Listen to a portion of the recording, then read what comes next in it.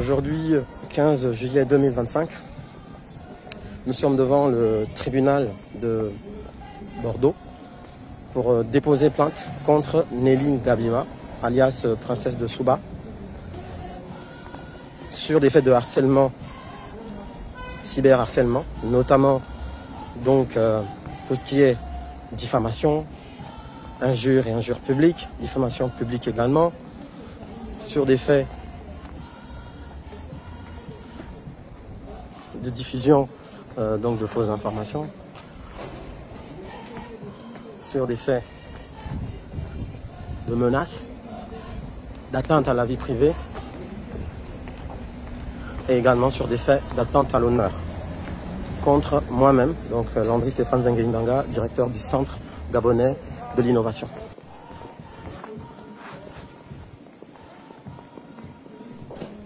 Bonjour à tous, comme indiqué tout à l'heure, donc je suis avec mon avocat conseil, Maître Arnaud.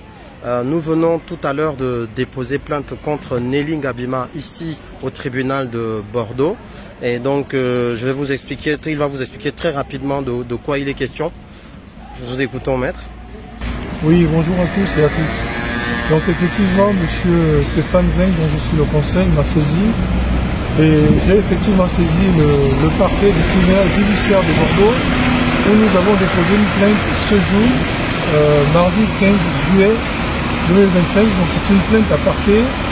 Nous attendons l'issue de cette affaire, mais ce qui est certain, j'ai saisi le parquet pour des faits de diffamation, pour des faits d'injures, pour des faits d'atteinte à la vie privée.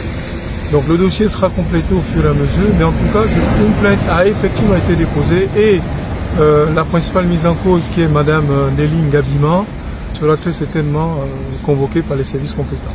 Merci beaucoup. Il y a un temps pour tout. Un temps pour commettre des délits, il y a un temps pour répondre, un temps pour en être responsable, un temps pour assumer.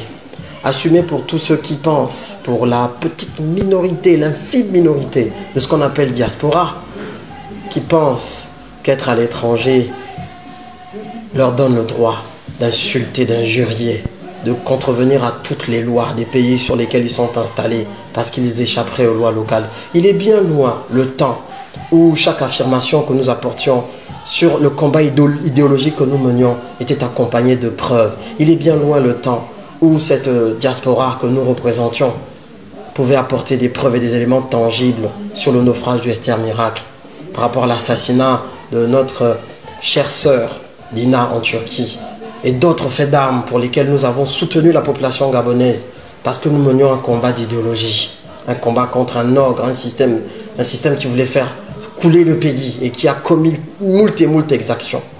Il est bien loin ce temps. Mais comme certains insistent pour faire de nous des correcteurs d'éducation, on ne peut pas refuser une si noble invitation. Nous allons concourir à rendre ceux qui contreviennent à différentes lois responsables de leurs actes, parce qu'il faut absolument que nous préservions la noblesse du débat public. Lorsque certains ont senti que les plaintes à répétition, parce qu'il y en aura d'autres, elles vont arriver dans les tout prochains jours, je vous l'annonce déjà, vont tomber, vont les poursuivre, et certainement ils seront pris puisque les faits parlent d'eux-mêmes, les injures sont là, tout a été diffusé en public et assumé, en encourageant même le fait de procéder à des plaintes. Oui, lorsqu'ils l'ont appris, ils ont voulu instrumentaliser la population, comme d'habitude.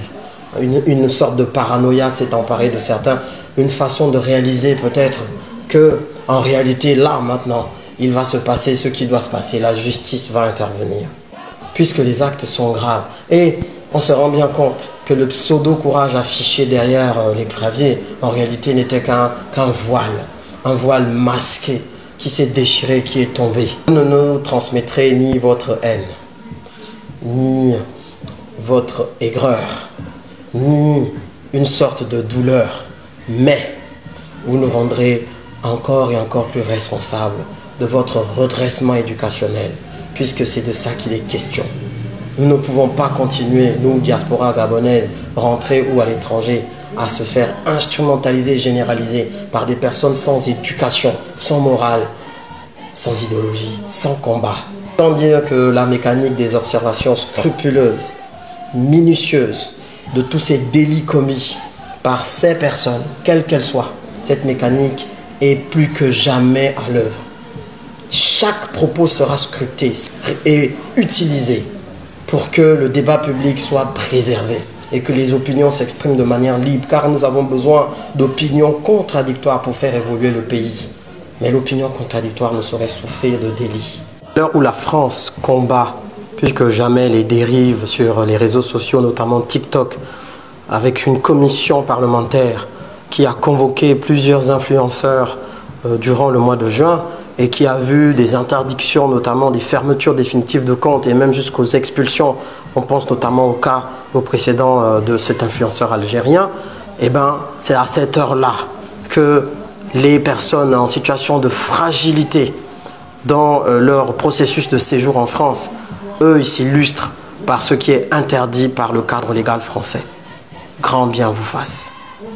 C'est l'homme qui a peur, sinon il n'y a rien. On est ensemble.